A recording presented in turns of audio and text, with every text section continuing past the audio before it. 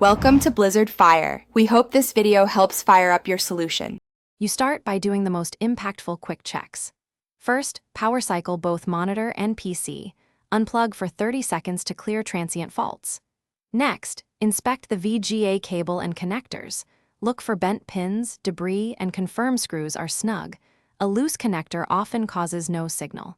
Finally, make sure the monitor input is set to VGA and that your PC is actually outputting video. Sometimes a secondary GPU or display port selection prevents VGA from receiving a signal.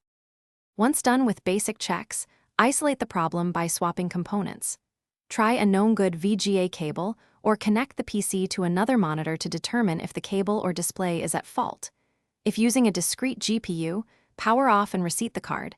Dust or a poor seat breaks communication. Then enter BIOS/UEFI and verify display settings.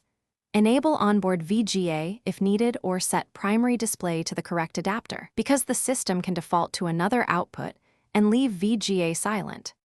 To finish, address software and final validation. Boot into safe mode or use an external display to install or update GPU drivers.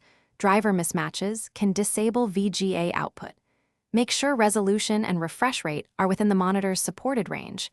Too high settings yield no signal. Finally, validate by swapping the GPU or connecting the PC to a different VGA-capable monitor. If it still fails, that last test identifies whether the GPU or motherboard VGA circuit needs repair. Thanks for watching. If you found this helpful, don't forget to like and subscribe.